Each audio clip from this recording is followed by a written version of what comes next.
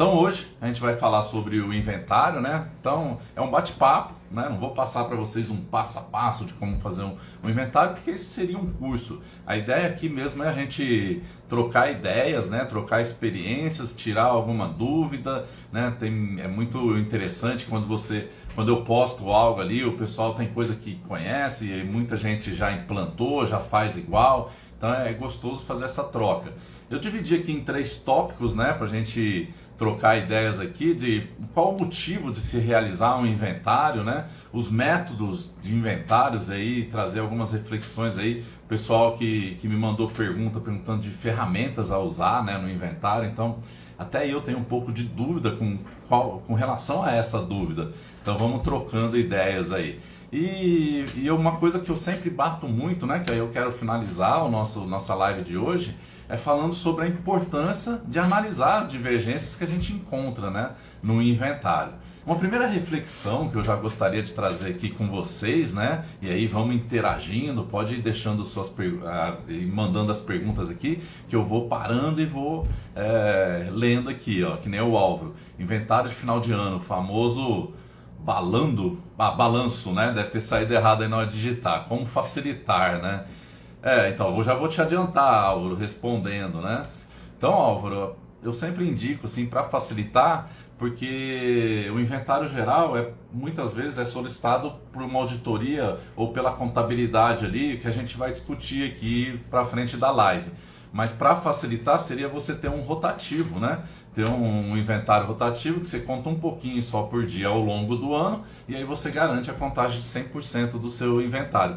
E isso ele tem validade, tá? Para contabilidade, né? É claro que se for necessário uma auditoria desse inventário, uma contratação de uma auditoria externa ou interna, eles vão validar o procedimento. Então, Álvaro, ele é válido, você não tem necessidade de fazer o inventário se você tiver um procedimento bem montado de um rotativo. Ele vai ter valor para uma auditoria.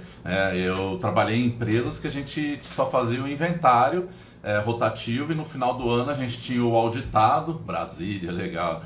A gente só tinha o auditado que validava, né? Então a gente, lógico, você tem que ter todo um procedimento bem montado, os documentos que você fez do inventário rotativo documentado, que eles vão auditar todo esse processo. E ele vai ser validado e vai servir para entregar em banco, né? Mas estou me adiantando aqui, deixa eu ir agora seguindo a sequência, que eu não gosto de deixar sem respostas. Então vocês podem ir mandando a pergunta que eu vou encaixando aqui as respostas. Então uma primeira reflexão que eu trago, né? Eu percebo aí que muita gente tem uma angústia muito grande com relação ao inventário. Muitas vezes acho que a angústia muito porque se faz muito o inventário geral de final de ano e ele é desgastante, né? Porque se normalmente você vai fazer em 3 dias ali no fim de semana, então judia bastante, né? E aí o pessoal fica meio angustiado. Mas o inventário ele serve para a gente auditar que a informação que está no sistema é o mesmo que está no físico.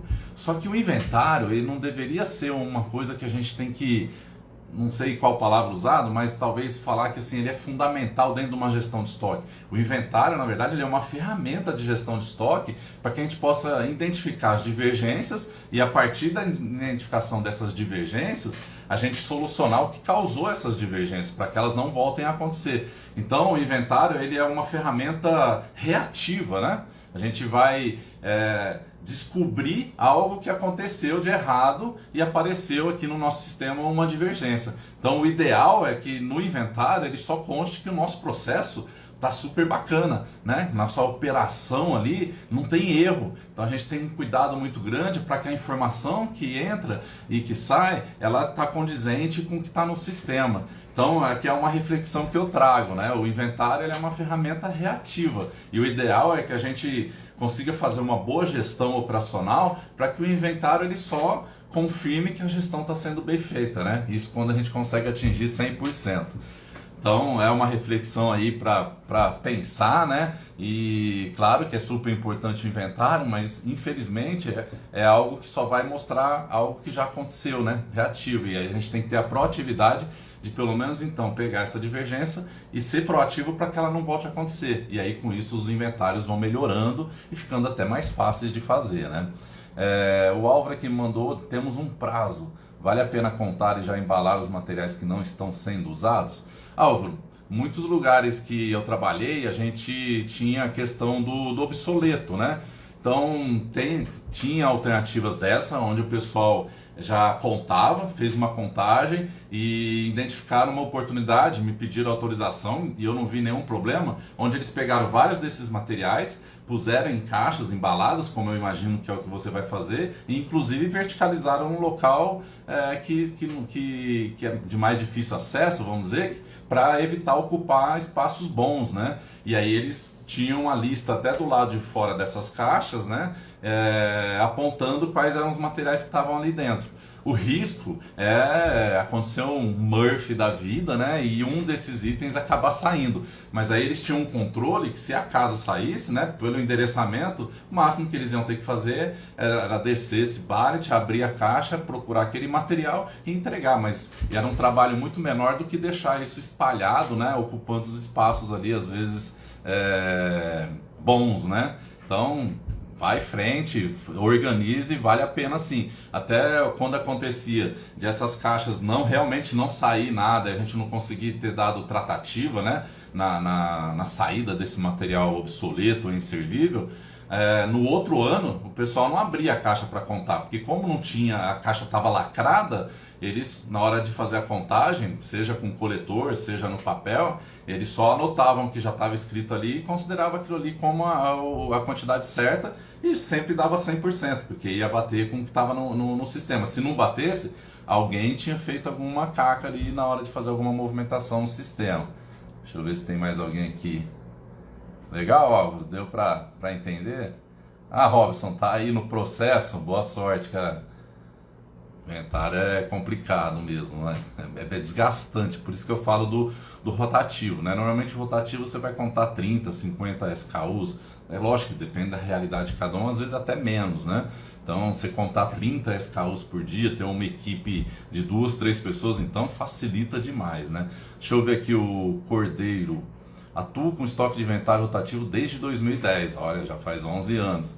Com esse processo sempre atingimos uma curiosidade acima de 95%. Perfeito, Cordeiro.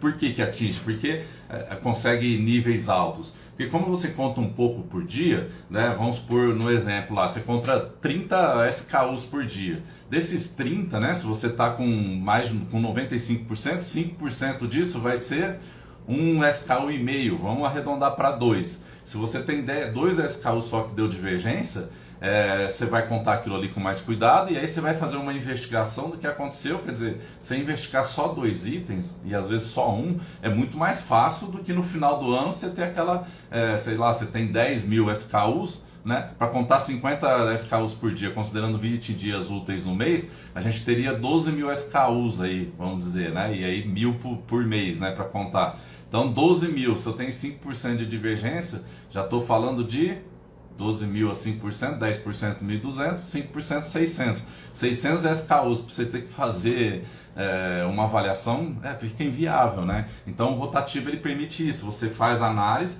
e aí é o exercício de você descobrir o que causou aquela divergência para criar algum procedimento que evite que aquela divergência aconteça novamente. E aí, normalmente você consegue fazer isso e com isso, nas próximas contagens desse SKU, né, no rotativo, ele vai melhorando a curiosidade porque aquela divergência não volta a acontecer. Então, por isso que eu sou muito fã do rotativo. Ó, Robson, é permitido substituir o inventário? Sim, Robson, até mais cedo, né? Talvez você ainda não tinha entrado, eu estava comentando com o colega Álvaro, né? Se você tiver isso bem procedimentado, né? Os documentos das contagens que foram feitas diárias, as tratativas que foram dadas nas divergências, isso tem validade. Eu falo porque eu trabalhei com isso, principalmente na multinacional que eu trabalhei, né? Na usina.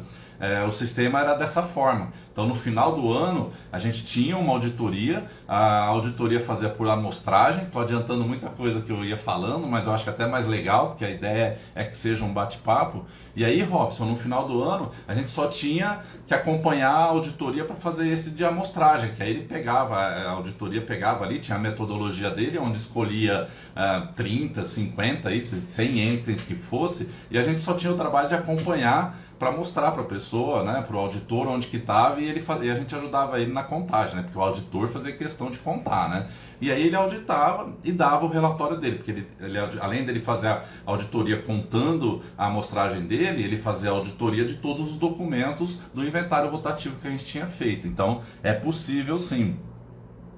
Vamos lá, deixa eu ver se tem mais perguntas, senão eu vou pegando meu roteirinho aqui, mas eu prefiro indo nas perguntas.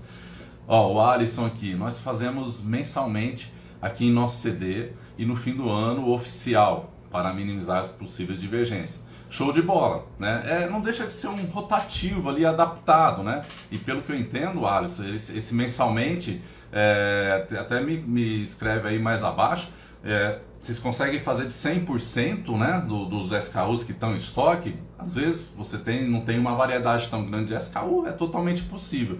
E aí o que você está fazendo ali é como se fosse um inventário, deixa eu até pegar minha colinha ali, né? É um inventário informal que você vai contando para ir conseguindo identificar as divergências, e muitas vezes quando você consegue contar, que tem até o que eu pus no post de hoje, né? O diário por movimentação, que normalmente você já faz no outro dia o movimento do dia anterior, você já pega ali no ato e às vezes você não precisa nem de pedir acerto contábil, você já descobre que foi uma entrega errada, que entregou a mais ou entregou a menos, e aí já corrige ali com o cliente, né? Isso quando a gente tem entrega, tratando de estoque de entrega interna, né? Que aí quando é cliente externo é mais difícil de corrigir, né? Mas show de bola, Alisson, legal. Eu acho que o importante é isso, é sempre buscar a melhor solução para a sua realidade. E no teu caso, talvez, Alisson, propor então já formalizar um inventário rotativo, né? Para que no final do ano o oficial ele fique sendo esse rotativo e você não tenha que contar de novo, né, os 100%. E aí você já economiza bastante, porque um custo de um inventário geral no final do ano também não é baixo, né? Deixa eu ver aqui, o Álvaro, legal, show, que bom que você gostou. O Júlio Brandes, o que você me fala do ciclo? Então, Júlio, quando eu falo rotativo e cíclico, no meu entendimento, ele é o mesmo, tá? É a questão de você contar poucos itens ao longo do ano, de forma que você conte 100% do seu estoque nesse período. Pode até ser um período menor, você pode definir um rotativo de 6 meses. Até na essência, né, de um bom rotativo, o que a gente costuma fazer? Ou a gente usa uma classificação ABC, ou uma PQR, que eu gosto muito, né? Quem me acompanha aqui sabe que eu falo muito do PQR. E até explicando aqui, como um já perguntou lá no post, a diferença é que no ABC eu pego o valor, né? O movimento de valor do SKU. E no PQR eu pego a frequência de saída, de movimentação dele, né? Então eu entendo assim que a gente tem um risco, aí depende muito da realidade, de às vezes eu ter um item que é um valor muito alto, mas tem pouca frequência de saída no mês. E ele vai ser um classe A, mas às vezes ele sai uma vez só no mês, mas pelo valor dele ele vira A, então eu vou acabar contando ele. Ao passo que às vezes eu tenho um item P, tipo um parafuso, né, que tem movimentação todos os dias, tem bastante operação dele, o risco de divergência é maior, só que ele tem um valor tão baixo que ele acaba sendo classificado como C. Então eu gosto de usar o PQR. E como o Neto, né, na outra live ele estava, eu acho que talvez ele ainda não chegou, ou deve estar em voo, porque ele viaja bastante também, que ele comentou, a gente fazer uma combinação dos dois, né? E aí fazer a contagem. Então, Júlio, o cíclico eu sou muito favorável, né? Quando você ouviu falar rotativo, cíclico, é o mesmo processo. E aí a essência, como eu estava explicando, você faz uma classificação, usa o ABC ou o PQR, eu gosto do PQR. E aí, como o P, eu vou usar o do PQR, que é o que eu gosto. Como o item P é aquele que tem bastante frequência, e quando a gente faz um inventário, como ele é reativo, a gente quer descobrir o que causou a divergência, os itens P's são aqueles que têm bastante movimentação e têm maior chance de ter divergência, né? Claro, aquele item que eu não movimento ao longo do ano inteiro, a divergência só vai acontecer se eu perder, se eu mexer nele, movimentar e acabar perdendo ele, enfim, acontecer alguma coisa imprevisível ali, né? Então a gente faz aquele P que tem mais chance, a gente pega a quantidade dele, normalmente vai dar ali 20%, então por exemplo, se eu tenho 10 mil SKU, eu estou falando que 2 mil SKUs é o que realmente tem muita movimentação. E aí, para eu poder encurtar o meu tempo de contagem, para ter um gap ali, um tempo de avaliação menor, né, para tentar conseguir descobrir a causa raiz, O P eu posso definir que eu vou contar ele todo, 100% do item P a cada 3 meses. E aí eu faço 4 contagens do item P ao longo do ano. Aí os itens Q, que tem um pouco menos de saída, eu conto ele 2 vezes no ano. Então eu pego, normalmente vão ser ali os outros 40, 60, 30, 40, às vezes 50% do meu SKU, nesse caso mais 5 mil itens, e conto ele 2 vezes. E aí o restante, o item Q, eu conto uma vez só ao longo do ano, porque ele sai muito pouco. Então a gente costuma fazer isso, e aí você tem que somar isso, né? Então, quer dizer, o item P, se eu tenho 10 mil SKU e vou contar o item P 4 vezes, na verdade, eu tenho mais 6 mil, né? Que são as outras 3 vezes. Vezes 2 mil são 6 mil. Então já viram 16 mil contagens, né? Não SKUs, mas 16 mil necessidade de contagem, que aí eu tenho que fazer as contas. Mas assim, sinceramente, se você gostou ali da ideia, né, que eu estou passando, olha lá o vídeo que eu gravei no YouTube, que eu mostro até uma planilhinha de como que fazer, né, essas tratativas. Mas é isso, Júlio, é que a gente está conversando. Eu sou fãzaço do cíclico, né? Eu sempre apoio ele. Outro ponto que eu uso no rotativo também é identificar os itens com mais saída no mês e priorizar a contagem deles, pois o material com maior rotatividade ocasionalmente são os que apresentam a divergência. Perfeito! Aí, Cordeiro, tá vendo que a gente está muito alinhado, né? Vocês me desculpem, o que acontece, né? Conforme vai passando aqui as perguntas, eu vou travando, então eu não vou vendo as perguntas novas aparecer. Então, às vezes eu vou estar explicando e vocês já estão dando as respostas aí. A resposta no próprio chat, mas show de bola, Cordeiro, é isso daí. Como eu expliquei, por isso que o rotativo é legal, porque aí você também conta mais aqueles itens, né? No geral, você vai contar uma vez só todos os itens, independente da classificação que ele tá, né? Da movimentação que ele faz. O Jonas Macedo aqui, boa noite. Temos a prática de realizar o inventário cíclico e rotativo e estamos hoje performando em torno de 98% de acuracidade. Show de bola! Eu sou muito fã, porque todos os lugares que eu implantei o rotativo, né? As acuracidades eram lá em cima, né? Por tudo que eu já falei aqui anteriormente. E é legal, agradeço muito todo mundo que está aqui participando e colocando, porque mostra a realidade mesmo do potencial que né, de ganho que você tem ao implantar o rotativo, né? Então vocês estão vendo que não é uma questão minha pessoal, não, é uma questão que de fato realmente ele traz resultados muito bons. Olha lá, e o Jonas trabalha com 19 mil SKUs com metas semestrais. Show de bola, né? Mas na hora que você divide isso, tem uma equipe. Gente, até perdi um pouco meu roteiro e vou nessa linha aqui. Depois eu sigo ele e tento não repetir o que eu já falei. Porque um dos ganhos também de rotativo é o que? No geral, a gente vai fazer uma vez por ano normalmente, né?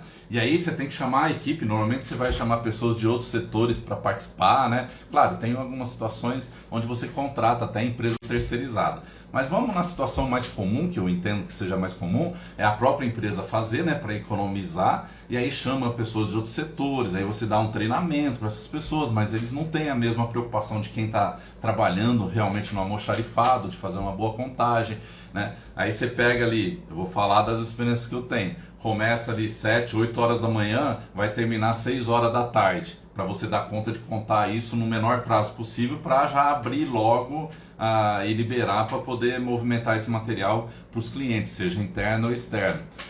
E aí é aquela correria na contagem, é um sufoco, cada hora surge uma coisa nova, né? Uma pessoa que às vezes não sabe como é que eu conto isso, é peça, é metro, é litro, é galão, né? Tem N problemas aí que a gente vai encontrando no meio do caminho de um inventário. E assim, e tudo isso que você vai resolvendo no ano, por mais que nem eu sempre tinha o hábito de cobrar que o pessoal sempre anotasse isso e depois a gente juntava para que no outro ano a gente conseguisse fazer uma cartilha e evitar os mesmos erros do ano anterior. Mas muitas vezes voltava a acontecer porque eram novas pessoas que estavam participando, às vezes não tinha ainda a tarimba do outro treinamento, né? E aí tinha as novas perguntas que você tinha que ficar explicando, por mais que tinha dado o treinamento.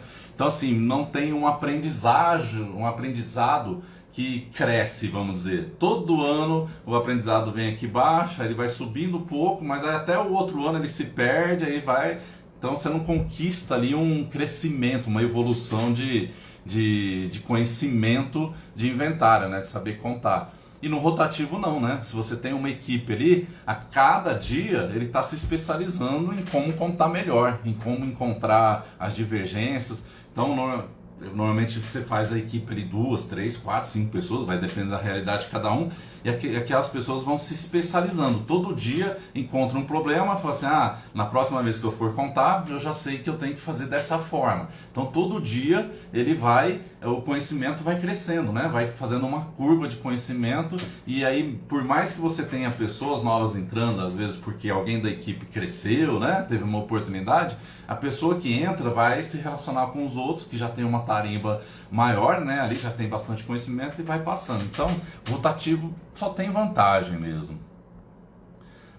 O Ítalo aqui. Eu trabalho no almoxarifado de um colégio. Que legal, experiência diferente. Lá é fácil inventário a cada 3 meses, pois tem uma baixa rotatividade em grande maioria dos SKUs. Entendi, perfeito. É o que a gente vem conversando, né? Se você tem baixa rotatividade na maior parte, se a maior parte dos seus itens são R, né? Na classificação PQR, você pode pensar naquela ideia lá de trás que falaram se poderia encaixotar aqueles itens que não tem saída e já fica fixo ali, porque você sabe que não vai ter saída. E o ideal é que você monte algum plano de saída para, na verdade, tirar isso do seu estoque, né? Porque é estoque sem qualidade.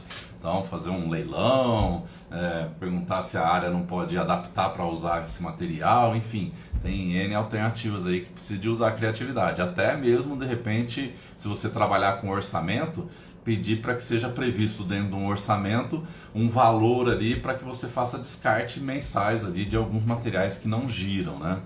Vamos ver aqui o Naldo.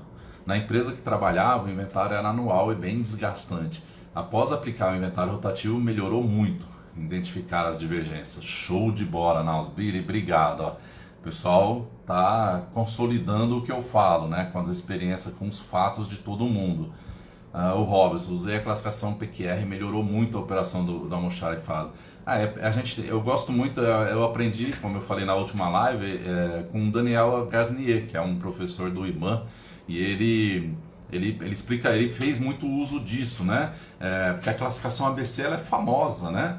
E todo mundo usa, mas usa muito valor. E na nossa realidade, às vezes, o valor ele não vai ser uma classificação que vai estar adequada para o que a gente precisa. Então, o PQR, que é na parte de movimentação, é muito legal. Assim como a gente tem o XYZ para identificar a criticidade, só que aí já começa a ficar mais complicado, porque aí já são classificações que elas são qualitativas, né? Então a gente tem que analisar ali de uma forma mais qualitativa, não por número, né? Que aí você joga numa planilha e consegue achar a classificação. Tem a classificação 1, 2, 3, né? Que a gente fala que é de dificuldade de fornecimento, né? Então qual a dificuldade? Às vezes tem só um fornecedor, é difícil de encontrar isso, ou o material ele é fácil, se eu não encontro num fornecedor eu vou achar em outro, é um outro tipo de classificação. E assim, eu nunca me prendi muito a procurar isso em livros. Eu acho que é legal o quê? A ideia de se classificar algo que vai me ajudar na minha gestão. Então, se no meu dia a dia eu sofro com algo e eu tenho uma ideia, poxa, eu vou classificar isso daqui, é como se você estivesse fazendo uma categorização daquele problema e aí você vai atuando em cada classe dessa de acordo com o volume que aparece, né? Então, vamos supor, posso fazer uma classificação de divergência. Então, eu vou categorizar minhas divergências. Toda vez que aparecer uma divergência aqui que foi causada por determinada coisa, eu vou chamar de, sei lá, M. Quando aconteceu outra é N. Aí eu tenho uma categoria, consigo ver o volume que tem mais, dou tratativa naquilo e assim os problemas vão subindo, né? Vai sumindo uns e aparecendo outros. Então assim, a ideia da classificação é isso, é você categorizar para facilitar a gestão. Então vamos lá. O End Fattori, pode ser André, né? Eu costumo abreviar com End. End Fattori, que fiz teste do rotativo, porém muitos itens com duplicidade e precificação errada, gerando notas de divergências altas. Estou fazendo uma varredura e inativando os obsoletos. Aí, End Fattori, do que eu entendi aqui, muito itens com duplicidade, né, de código, né, pelo que eu entendo. Aí, se for isso, né, tem que fazer um trabalho ali de saneamento de cadastro. Tem até empresas que que fornece esse tipo de serviço. Então, um cadastro bem montado é base para qualquer gestão de estoque, né? Você tem que ter então é importante você fazer esse trabalho aí sim. E aí depois, se quiser me explicar melhor a tua dificuldade aí, se eu puder te ajudar de alguma forma, me manda um direct lá. Vamos ver, a Josinha Kairos. E o que fazer quando não acha o motivo da divergência? Qual seria a melhor tratativa, pois visto que pela lei não pode descontar do funcionário? Bom, vamos lá. A melhor tratativa de não... Eu nunca trabalhei numa empresa que descontava de funcionário alguma divergência, né? Eu, como responsável, sempre exigia uma justificativa do motivo da divergência, que é a sua primeira pergunta. E nem sempre é um exercício que você faz, né? Por isso que você tem que tentar implementar o inventário rotativo para diminuir o tempo de análise, para ter uma chance maior de você ser assertivo na identificação, né, do motivo da divergência, e aí criar um procedimento para aquilo não volte a acontecer. Ou até o inventário diário por movimentação, que é o ideal, porque você já pega no outro dia o problema da divergência. Agora, o que fazer quando não acha o motivo da divergência, né? Algum motivo você vai ter que encontrar, né? Que alguma coisa aconteceu, nem que você decida que foi uma entrega errada do funcionário. E se você entende que isso é o que está acontecendo, você tem que, de repente, treinar mais os funcionários, talvez criar um double check, como eu falei no post hoje, fazendo com que tenha um funcionário que faça... Eu acho que isso tudo tem que entender a realidade da empresa, tá? Estou fazendo simulações aqui de sugestões. Então, você pôr um funcionário para separar e ele põe numa área que vai ter uma conferência de um outro funcionário antes de entregar para o cliente. Então, você está fazendo um double check ali, reduzindo a chance de erro. Mas ainda assim continua dando divergência. E é legal o rotativo, que você vai continuar contando ele depois, vai aparecer. E uma dica que eu dou, que você pode fazer também, é aplicar um diário por movimentação desses itens que deram divergência, né? Então, conforme dá a divergência, se é um inventário geral, pega a lista ali e de repente você faz um ABC para pegar pelo valor, ou um PQR dele, você define, e ao longo dos dias você escolhe ali um top 10, né? um top 20 e faz um diário por movimentação dele. Então, todo dia no final da tarde ou no começo da manhã, a pessoa responsável do almoxarifado pega esse top 20, olha se teve alguma movimentação dele no dia anterior, os que tiveram movimentação, pede para fazer uma contagem. Se deu divergência, você já vai conseguir achar essa divergência. Então, é uma dica aqui que me surgiu para você conseguir encontrar esse motivo de divergência. Então, assim, não tem como abandonar, né? A gente tem que, em algum momento, descobrir o que é que está causando aquela divergência para sanar o problema disso, para que não volte a acontecer essas divergências. Espero que tenha aí dado uma ideia para você, Josinha. Me fala aí depois. O Cordeiro, perfeito sua apresentação. Deixo também um comentário. Em cada almoxarifado que assumo, 2 coisas que aplico na veia: o inventário rotativo para garantir a acuracidade e 5S. Show de bola, Cordeiro. É isso, né? Inventário é organização e você ter processos bem maduros, né? Que garantam a informação ali, porque você tem um movimento de material para um lado e informação para o outro, né? Então essa tratativa é super importante. A base do meu curso, né, da Fórmula do Estoque Enxuto, ela é dentro de toda essa experiência que eu tive. Um dos pilares do curso, que é o indicador de qualidade operacional, é justamente para garantir a acuracidade do estoque, boas operações, né, bons processos nas operações de recebimento, armazenagem e separação, que vai garantir uma boa acuracidade, né, e uma boa gestão ali. Então, parabéns, Cordeiro, show de bola, tá na linha certa, cara, parabéns. Rafael aqui, o Rafael Fernandes. André, estou há 2 meses como analista de estoque. Os itens são em quilo, barras de cobre, aço inox, e a acuracidade chega a apenas 12%. É um desafio grande aí. A empresa nunca deu importância para o estoque e estão horrorizados. Bom, mas aí pelo que eu entendo, Rafael, eles estão horrorizados porque estão descobrindo agora, né? Você está mostrando para eles isso. É o primeiro passo. né? Eu acho que o primeiro passo é conscientizar do problema, né? Então, uma vez que se conhece o problema, a gente não pode ser mais ignorante, né? Vamos dizer, ignorante no sentido de que ignora que aquilo acontece. Então, o primeiro passo você já deu, você está mostrando. Agora é propor para eles, né, a implantação do inventário cíclico, né, rotativo, ou então o diário por movimentação, e começar a descobrir o que são essas divergências que estão acontecendo. Essa questão de quilo, né, de metro, tem algumas questões aí, às vezes o pessoal faz... Agora fugiu o termo, mas é transformação, né? Às vezes transforma de tonelada para quilo, sei lá, de quilo para grama, de metro para centímetro, e às vezes de metro para quilo, né? De quilo para metro, já vi também conversão, né? Faz conversões e essas conversões normalmente elas trazem muito BO em questão de acuracidade. Então você tem que ir trabalhando cada situação, mas parabéns aí, Rafael. Eu acho que o primeiro passo é esse, pelo menos clarear. Clarear, você já descobriu o problema, e se o pessoal horrorizou já é bom. Se eles estão horrorizados já significa que eles sabem que precisa ser feita alguma coisa. Então, Neto, na sua visão, qual a função do inventário? Então, Neto, eu até comentei mais cedo, né, que eu fiz uma reflexão.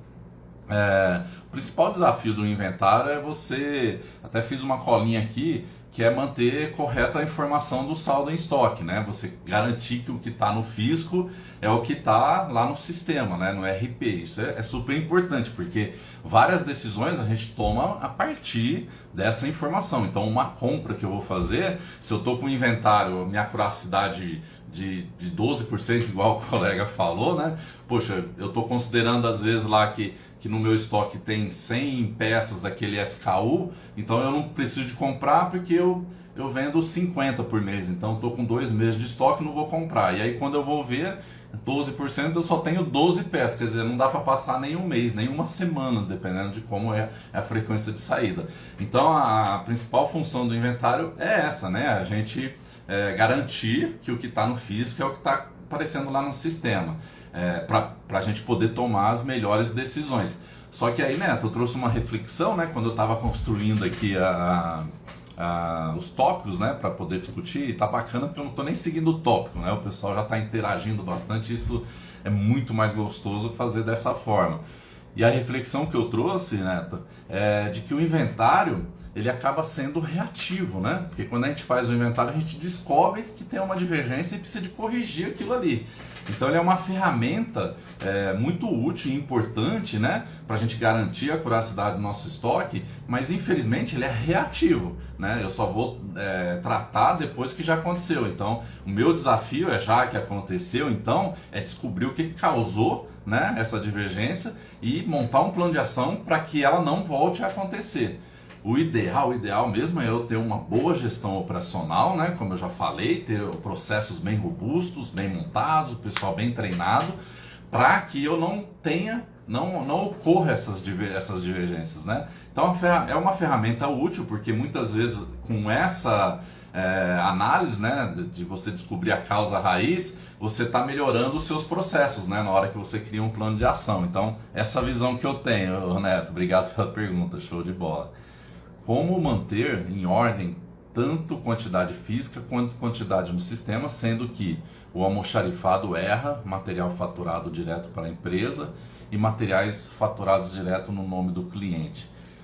Então, Murilo, cara, a melhor resposta que eu posso te dar é que vocês sentem, mapeiem, né, faz um fluxo ali, um passo a passo desse processo aí de material faturado, né, como é que é feito esse processo de faturamento e estresse ali quais os pontos que estão errando, né, onde que está se errando isso.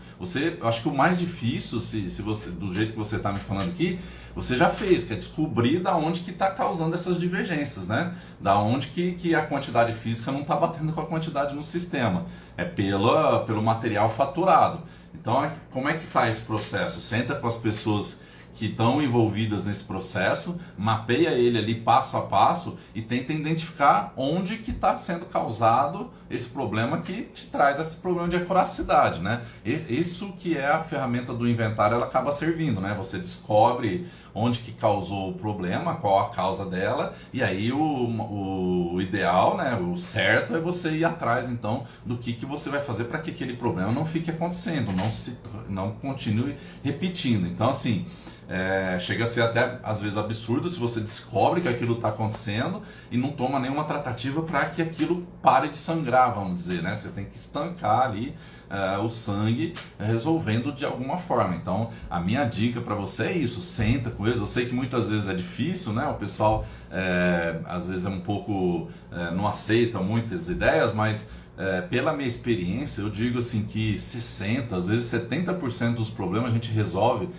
melhorando a comunicação, melhorando essa interação, né? Integrar com as áreas, mostrando que o que ele está fazendo está te atrapalhando. E aí muitas vezes na conversa a própria pessoa às vezes nem faz de propósito, porque ela é aquilo, né? Eu sempre fiz assim, ninguém nunca me falou que dava problema, então eu sempre fiz assim. Então você tem que quebrar esse eu sempre fiz assim e explicar, ó, esse jeito que você sempre fez me causa esse tipo de problema. Então eu estou aqui para te ajudar, para a gente ver como é que você pode fazer para fazer da forma certa, né? Então aí eu precisaria, para eu te ajudar mais, só eu sentando com você e a gente discutindo aí o passo a passo para identificar. Mas é a ideia. Eu entendi como manter. Legal, show de bola. Vamos lá, vamos ver se tem mais perguntas. Perfeito. Show. Ups. De vez em quando eu dou uma apanhada aqui. O Cordeiro. Acredito que a entrada do material é o processo fundamental para minimizar as divergências, pois creio que um bom processo de entrada identificamos muitos erros. Cordeiro, perfeito. Tanto que no curso, né, lá que eu pego, eu trato as 3 operações principais de uma gestão de estoque, né, que é o recebimento, a armazenagem e a separação. Realmente, muitos lugares, a parte da entrada do material, às vezes, eu já comentei isso em algum post ou algum stories que eu fiz, que às vezes o pessoal acaba assim renegando, né? Vamos dizer, ali é só descarregar o caminhão e dar entrada na nota ali no sistema tudo. E não, a gente tem todo um processo de fazer uma conferência, qualificar os fornecedores para entregar o que é certo, ver como é que está a armazenagem disso, né? Na hora que tira do recebimento e leva lá para o endereço armazenado, se está levando para o lugar certo, se está levando a quantidade certa. Então tem um risco bem grande mesmo nessa entrada. Mas eu não descartaria também que isso também pode ter o mesmo tipo de erro na saída, né? Na hora que eu faço a separação, eu vou fazer a entrega. Então são muito similares, até a possibilidade de erros similares, tanto aqui na hora que eu estou recebendo quanto na hora que eu estou saindo, como o colega que falou agora há pouco, né? Um problema no faturamento de materiais, que é na saída, que causa diferença no estoque dele. Então assim, eu acho que é importante a gente ver esses 3 pontos, porque na armazenagem também eu posso estar armazenando em um lugar errado, posso estar armazenando de uma forma errada que acaba variando o produto, né? Então da forma que eu armazeno, às vezes não está claro para quem vai fazer a separação, para fazer uma separação correta, que nem um erro que eu já encontrei, né? Na distribuidora de medicamento. A gente tinha venda de ampolas, né, de injeção, e ela estava cadastrada como unidade. Só que quando armazenava a caixa, que vinha com 10 unidades, eu acho que da ampola, e vinha fechadinho, e o pessoal, na hora de fazer a separação, pegava simplesmente a caixa e considerava a caixa uma unidade. Então ele estava causando ali uma divergência de 9 ampolas que iam a mais, né? E aí é simples, na armazenagem a gente pediu ou abrir a caixinha para que a pessoa já soubesse que ali tinha que levar para a ampola, mas o que a gente encontrou a solução foi pôr um cartão explicando, né, orientando as pessoas que faziam a separação e também deixando o cartão, porque se às vezes a pessoa esquecesse, que era assim, a entrega desse material é por ampola, não por caixa. Então matamos, nunca mais aconteceu esses problemas. Então as divergências, elas vai depender muito da realidade de cada um. Ela pode estar vindo muito do recebimento, pode estar acontecendo muito num problema na armazenagem, como também pode ter um problema muito grande na hora da saída desse material, como a gente viu agora há pouco do nosso colega. Então, mas é um ponto também, a entrada do material é um ponto que merece muita atenção. O Rafael, André, neste caso da unidade em quilo, posso usar uma tolerância? Sim, tem livros, né, que falam de você, isso tudo é você que vai criar o seu procedimento e vai discutir, né, com o seu gestor, com os donos da empresa, com os responsáveis, né, da empresa, o diretor, o presidente, a viabilidade disso e justificar, né? Mas essa tolerância não pode ser uma tolerância também que seja conveniente, né? Para que você não fique tendo divergência. Tem que ser uma tolerância que você cria ali, às vezes, um histórico, né? Eu lembro na metalúrgica a gente tinha muita divergência na parte de parafuso, rebite, porque a gente fazia contagem, não era por unidade, né? Porque imagina, como é que a gente vai abrir, espalhar aquele monte de parafuso, contar de um em um, não faz sentido nenhum.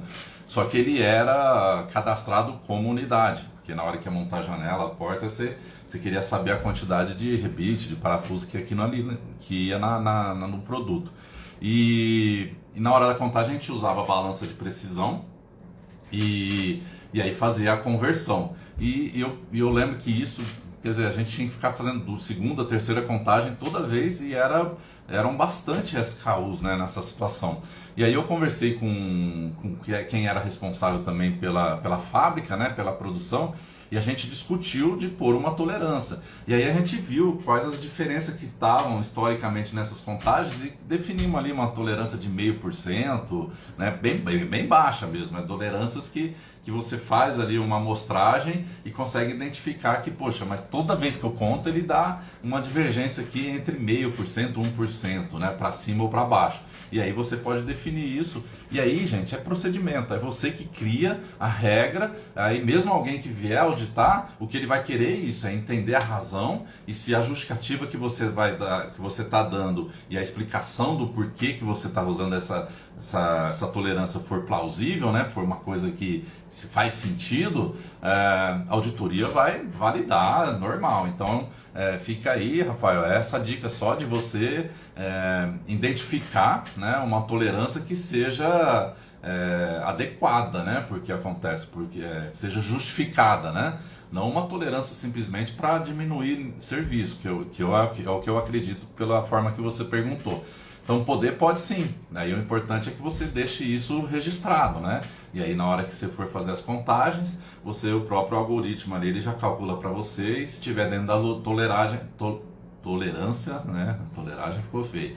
Tolerância, ele já não vai te pedir para contar novamente, não vai apontar como divergência.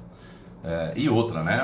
Uma divergência, uma tolerância dessa, ela não vai te causar problema no dia a dia, né? Porque você, como a tolerância que você vai colocar é uma tolerância condizente com o processo, ela é muito baixa, você não vai ter o risco de faltar o material por conta de estar apontando lá no sistema dentro da tolerância, né? A não ser que você coloque uma tolerância de 10%, 15%, aí já não poderia. É nesse sentido que eu quero salientar, né? O Andy Fattori, o Andy, que aí eu já não sei se é André, mas a sensação que eu tenho que é André, meu xará. Trabalhamos nessa vertente, transformação de unidade para quilo. Realmente é um problema às vezes, bastante, viu? Na usina a gente tinha questão de chaparia, né? E muitas vezes recebia por quilo e transformava por metro quadrado, metro. Então era batata da divergência, né? E aí a gente estava discutindo também o que o colega falou agora há pouco de tolerância, né? De colocar tolerância, porque muitas vezes na hora que, principalmente chaparia, né? O pessoal ia cortava só uma parte e às vezes era uma parte que era mais espessa, e aí o que sobrava na hora de fazer a contagem pelo peso, enfim, ia fazer essas transformações.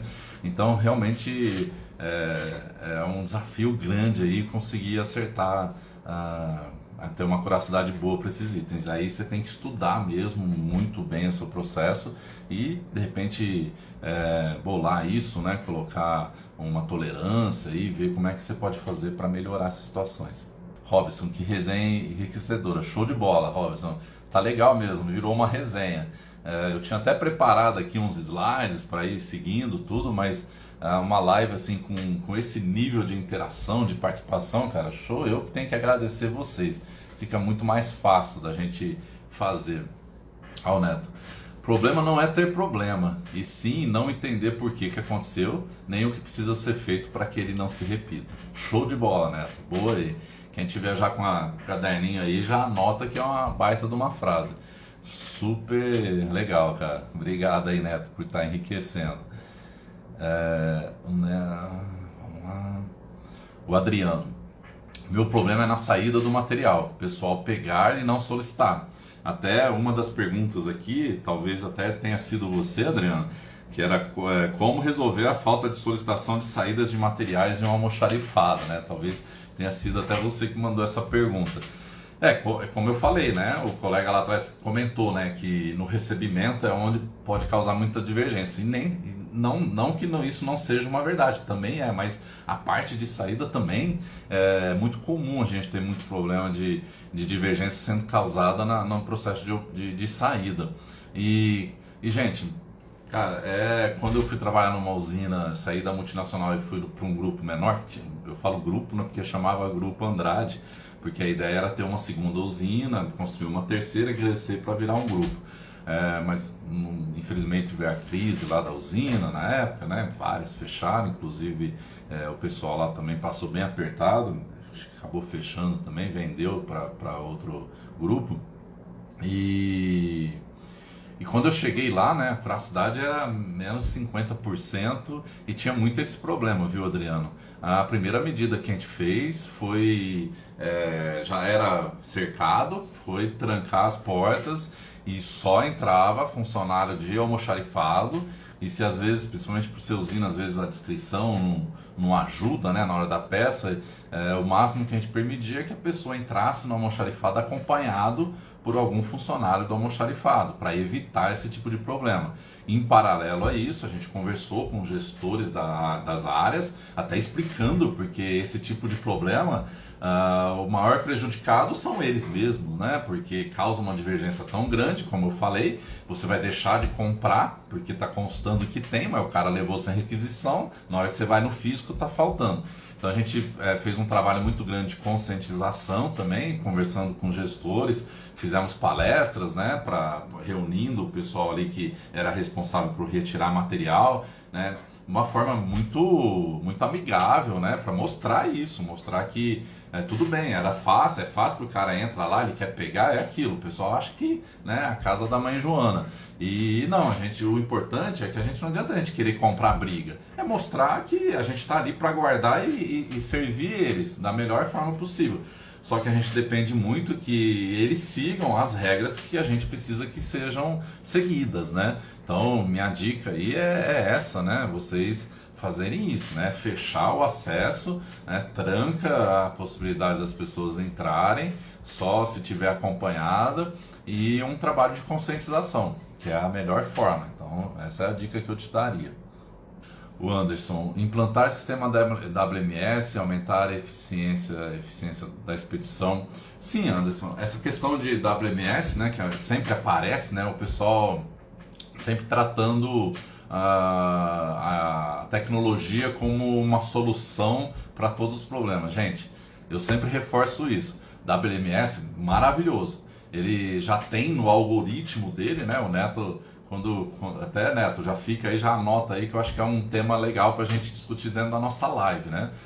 Porque ele fez um algoritmo também, um software super show de bola, só que eu preciso de ter meus processos funcionando, uma boa base de cadastro, boas operações para me alimentar as informações dentro do sistema. O WMS ele já me organiza o estoque considerando PQR, né? O próprio algoritmo ele já faz isso. Se você puser a informação lá certinha de cubagem dele, peso, ele faz essa distribuição dentro do almoxarifado. Então assim, ele tem várias coisas que ele automatiza, mas não é eu implantar o WMS e resolver todos os meus problemas. O ideal de eu implantar um software desse é eu já ter meus processos funcionando bem, né? A cultura da equipe já está a equipe já está aculturada para esse tipo de procedimento, né? Sabendo, fazendo as coisas certas, né? Seguindo as regras certas. E aí eu só tenho o trabalho de alimentar para automatizar processos e ganhar tempo, né, da minha equipe. Então, o WMS, como o APS, o próprio Systock, depois o Neto, na palestra, na live que a gente fizer, ele vai aprofundar mais isso, mas depende muito de um papel importante ali de processos robustos, maduros, bem implantados, e a equipe também já tem a cultura de trabalhar dessa forma correta, né? Então, mas perfeito, o WMS, se você tem essa cultura, já tem processos robustos funcionando, ele é um apoio ainda maior. Agora, se você aplicar o WMS sem o pessoal entender a importância de entregar material só com requisição, de fazer uma boa conferência na hora que chegar, o WMS ele não tem um robozinho que sai dele e vai lá fazer as conferências tudo, então continua tendo a interação do humano. Tanto que depois o Neto pode confirmar para mim, mas ele tem um papel importante quando ele vende o sistema dele, ele vai para dar um treinamento, né? E a gente está vendo talvez a própria forma do estoque enxuto já ajudar nessa preparação para ele vir com o sistema. O WMS é a mesma coisa, assim como eu contei na outra live da experiência que eu tive com a APS, né? O meu gerente quis que eu implantasse o APS a qualquer custo, e quando eu fui ver, a gente não tinha nem a cultura de sequenciamento da fábrica. Então eu tive que fazer todo esse trabalho para aí sim poder subir para um sistema que ia me ajudar. E aumentar a eficiência, perfeito, né? É a base do meu curso, que é fazer com que implante um processo onde você está sempre buscando a eficiência e a excelência, né, dos seus processos. E aí isso facilita muito para depois você automatizar, implantar tecnologia. Adriano, show, à noite vou preparar uma apresentação para a próxima reunião de abertura do mês. Legal, Adriano, precisar de uma ajuda, manda um direct lá. Anderson Márcio, implantar políticas de gestão. Perfeito, são os procedimentos, né, que a gente tem. Em alguns lugares o pessoal até chama POP, né, de procedimento de operação padrão, né? Então você criar padrões de procedimentos são fundamentais, né? Assim como o segundo pilar, né, da forma do estoque enxuto, eu ensino como fazer uma política de estoque considerando a análise do que eu vou colocar em estoque. Aí a gente já sai da operação e começa a vir para uma parte analítica, né, que é o segundo pilar de eu ter um bom estoque. Então eu preciso definir uma boa política para saber o que eu quero colocar no estoque. Uma vez que eu definir que isso que vai ser colocado em estoque, que é aquilo, eu não concordo falar que estoque é dinheiro parado. O que eu concordo é falar estoque sem qualidade é dinheiro parado. E como é que eu sei que é o estoque de qualidade? Quando eu defino o que é o meu estoque, é aquele material que realmente vai agregar valor para o meu processo. Então eu preciso ter o estoque de qualidade. E aí eu preciso de montar uma boa política, porque a partir que eu defino do que realmente eu ter um estoque de qualidade, aí eu colocar no estoque aquilo que vai me agregar valor, eu também depois tenho que definir qual quantidade que eu vou manter de acordo com vários outros parâmetros. Então, criar uma política de estoque também, que é um segundo pilar super importante. Vamos lá, Cleide Vieira. Tô adorando, gente, a interação de vocês. Show de bola. Como o colega falou, agora é tanto nome que eu até esqueço, me perdoa aí. A resenha é show de bola, acho que foi o Robson. Tá bem uma resenha mesmo, espero que vocês estejam gostando desse formato, senão vira uma aula, né? E aí fica aquela coisa meio chata também, que não é o meu objetivo aqui não, é a gente trocar experiência. Tá, Cleide, qual a diferença entre função de auxiliar de almoxarifado e almoxarife? Cleide, isso depende muito de cada empresa, né? Mas basicamente, assim, bem simples, de uma forma bem simplificada para não te deixar sem resposta, um auxiliar de almoxarifado, muitas vezes ele vai fazer um trabalho mais operacional ali, de apoio ao almoxarife, né? Até para que ele seja treinado e virar um almoxarife. E aí o almoxarife, ele já é um funcionário com um pouco mais de gabarito, um pouco mais de conhecimento, vai ter acesso ali talvez ao sistema, mais informações, ele vai ter algumas responsabilidades maiores que um auxiliar.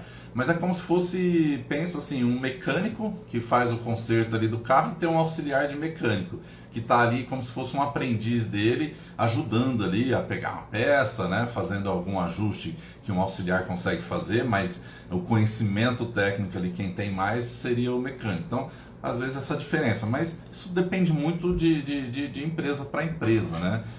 Então, um assunto assim que dá bastante discussão, mas espero que tenha dado para dar uma resposta. Qual o método mais assertivo de inventário, na sua opinião? Essa eu já respondi. depois você assiste, Carlos, mas é o inventário rotativo, né? Ou cíclico, como alguns chamam. Tem algumas diferenças sutis entre um e outro, mas é aquele que você conta um pouco todo dia ao longo do ano. E se for possível, para mim, o que eu vi funcionar, né, de um líder meu que conseguiu aplicar numa das usinas que eu era responsáveis, ele tinha o rotativo, mas ele fazia questão de se esforçar e fazer um inventário diário por movimentação, que é você contar tudo que teve movimento no dia anterior. Então você pega hoje, tira um relatório de todos os SKUs que tiveram movimento no dia anterior, seja de entrada ou de saída, como os colegas já falaram, né? A gente pode ter divergência causada na hora da entrada ou divergência na hora da saída. Então você pega todos esses SKUs e faz a contagem deles, que aí, por que esse é o ideal, né? Porque normalmente você vai pegar o movimento do dia anterior, você tem a questão de horas, né? Vão ser poucos movimentos que aconteceram daquele SKU, e aí você tem uma chance muito maior de acertar realmente o que causou aquela divergência. E aí não é simplesmente descobrir o que causou, aí é bolar, né, algum plano de ação para evitar que isso volte a acontecer e eliminar as divergências. André, o conhecimento no Excel ajuda muito ou é relativo no desempenho dos resultados de inventário? Adriano, é que o Excel ele é uma ferramenta muito útil, né, para a gente que faz análises, né? Então ela facilita muito a gente fazer análise, principalmente quando você trata de muito SKU. Então, mas você não precisa de um conhecimento de avançado, até porque eu nunca conheci alguém que tivesse conhecimento avançado. Normalmente a gente usa 5, 10% do potencial de Excel. Quem manja muito usa ali 30, 40%. Não sei se o Neto concorda comigo, ele que manja bastante. Então, assim, você conhecendo o básico para poder tirar uma base, fazer um PROC-V para trazer informação de outra base para uma base onde você vai fazer a análise geral, né? Às vezes só para poder listar ali as divergências e ir colocando uma justificativa que você categoriza para saber quantos itens que tiveram divergência pelo mesmo motivo. Então são análises básicas. Só que assim, quem vai trabalhar no estoque, é interessante ter um conhecimento bom ali de Excel básico, vamos dizer assim, né? Saber trabalhar com PROC-V, saber fazer uma função, né? Usar as funções do Excel, né? O soma-C, um conte-C. Então são coisas que eu considero básico, né? E treinar, né? Eu acho que a melhor forma de aprender, eu sempre falei que a melhor forma de aprender software é metendo a cara e aprendendo e se possível ter alguém que conheça para ir te ensinando, te orientando. Eu nunca fiz um curso de informática, sempre foi conhecendo o sistema ali. Excel eu aprendi quando eu fechei a minha empresa. Tive uma empresa, né, que aí eu não tive sucesso, acabou falindo. E aí eu fiquei um tempo parado até me recolocar no mercado. E aí eu fiquei treinando Excel, aprendendo Excel ali, fuçando e aprendendo. Aí tentei ver se tinha alguma coisa que eu conseguia relacionar assim nos números da cena, sabe? Com números anteriores, para ver se tinha alguma fórmula mágica ali para descobrir o número da cena. Vocês já perceberam que eu não descobri, né? Por isso que eu tô aqui.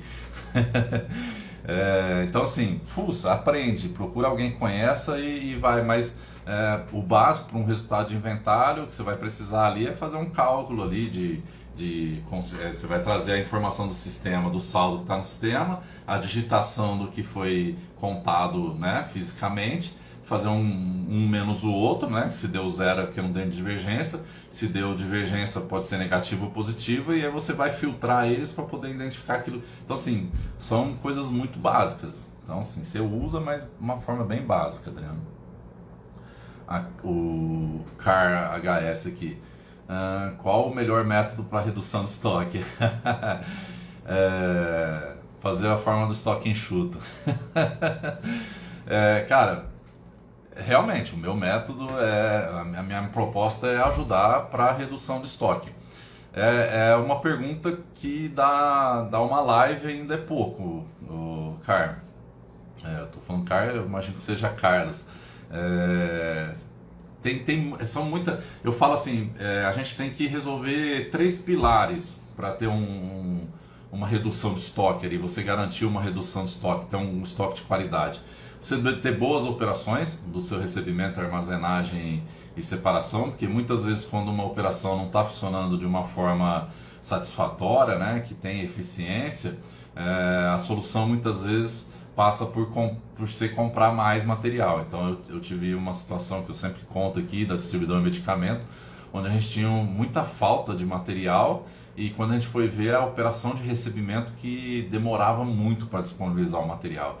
E aí muitas vezes se comprava uma quantidade maior achando que ia solucionar aquele problema e o problema estava na operação, né? Ou então eu tenho uma acuracidade baixa, né? Aproveitando o tema do inventário e acabo comprando a mais para encobrir a minha ineficiência ali de acuracidade ou alguma outra ineficiência operacional. Então é um pilar que vai te ajudar a reduzir estoque. Então se você tiver com as suas operações boas, show de bola. Então você não vai se preocupar com isso. O outro pilar, como a gente falou, é você ter uma boa política de estoque para definir o que é estoque de qualidade, né? Então, um indicador que eu ensino na forma do estoque enxuto, que chama de indicador de qualidade de estoque, ele é diferente do giro de estoque, porque ele estratifica o estoque de acordo com essa política que você montou.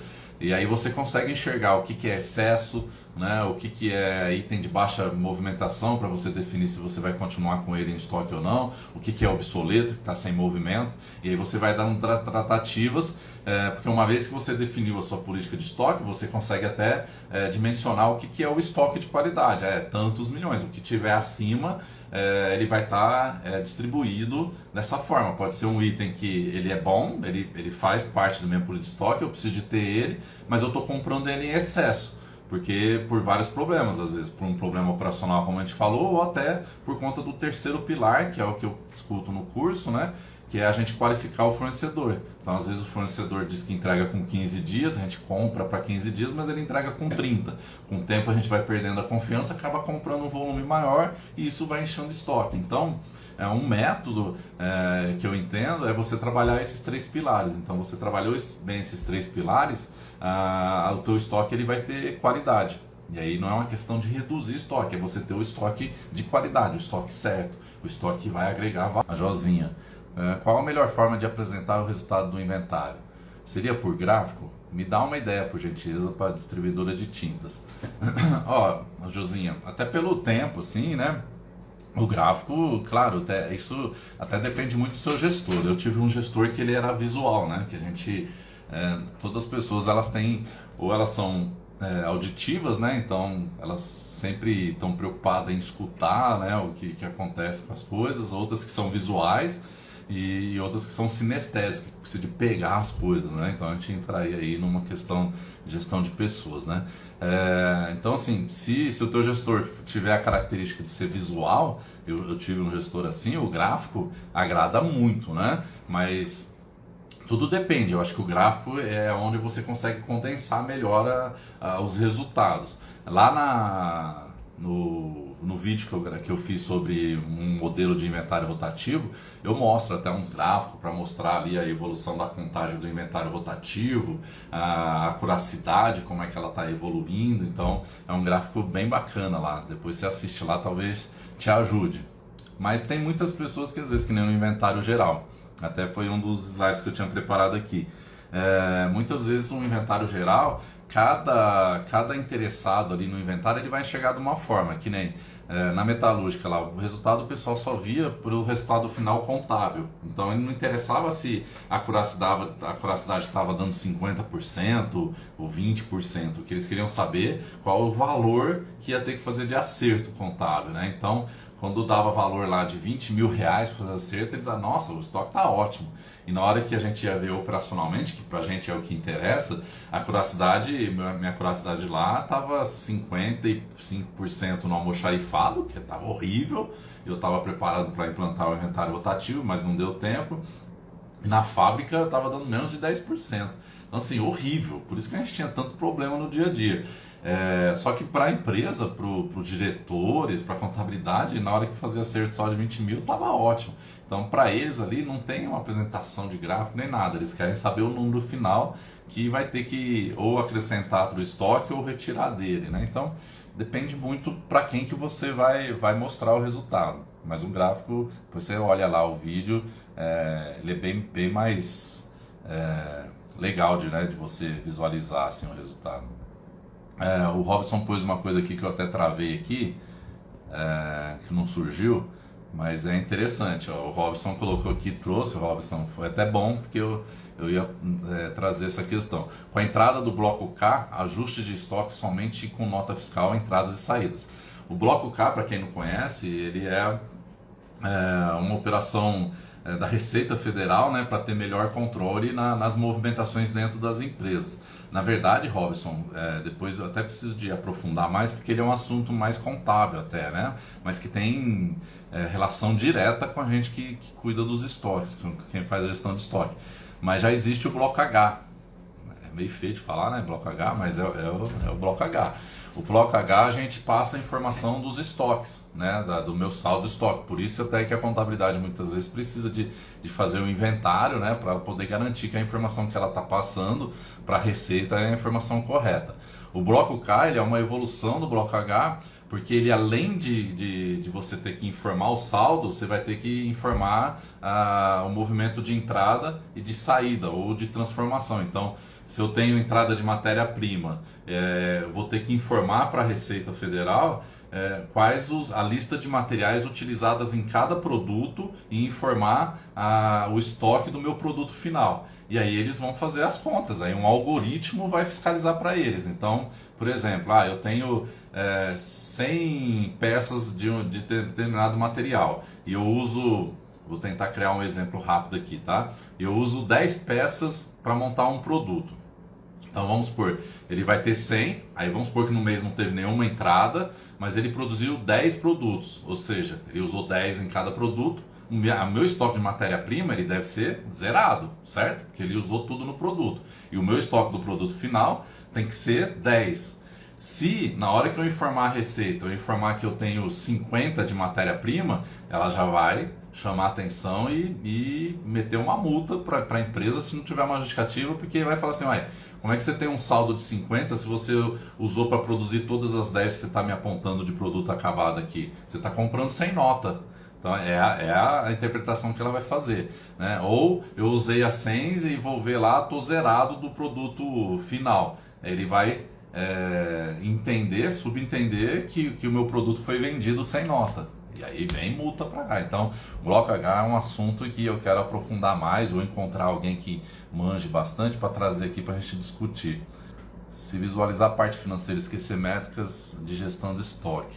Só visualizar a parte financeira. Então, para a gente que faz gestão de estoque, não pode, cara, só a parte financeira, né? Porque o nosso grande desafio é garantir, né, que o meu saldo físico é o mesmo do sistema, porque o meu dia a dia isso vai interferir, né? Seja na hora de eu prometer a entrega de uma peça que eu consulto o meu sistema, diz que tem, e aí na hora que o cara planeja tudo o que ele precisa de planejar, contando que essa peça vai ter lá, aí na hora que ele vem buscar, você vai ver lá, não tem, nossa, não tem. Só que está sobrando de outra que financeiramente um pela outra mata, é como se tivesse divergência zero. Mas no dia a dia, imagina o estresse que isso causa, né? Ou então o exemplo que eu dei lá, né? Eu vou comprar alguma coisa que de repente tá constando no meu sistema que está zerado, e quando eu vou lá, na hora que chega essa compra que eu fiz, achando que estava zerado, eu vou guardar, tem um monte lá, é onde também vai aumentando meus estoques, que aí eu faço a série de inventário colocando mais coisas no meu estoque, eu não precisava ter comprado. Então, essa análise financeira para a gente, ela não é a primordial, né? A gente precisa de fazer a de quantitativa.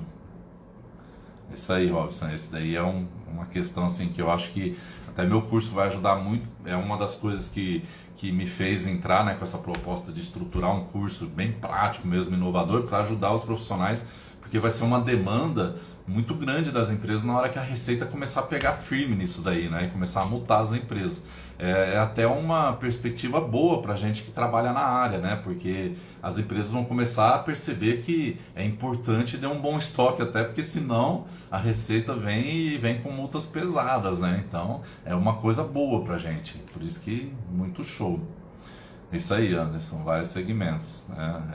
Ela tá conforme o tamanho da empresa vai sendo colocada, e aí tem aqueles tempos que o pessoal pede para adiar, tudo tá adiando, mas tá próximo já para começar já a vir umas pancadas aí, as empresas ter que correr atrás de bons profissionais.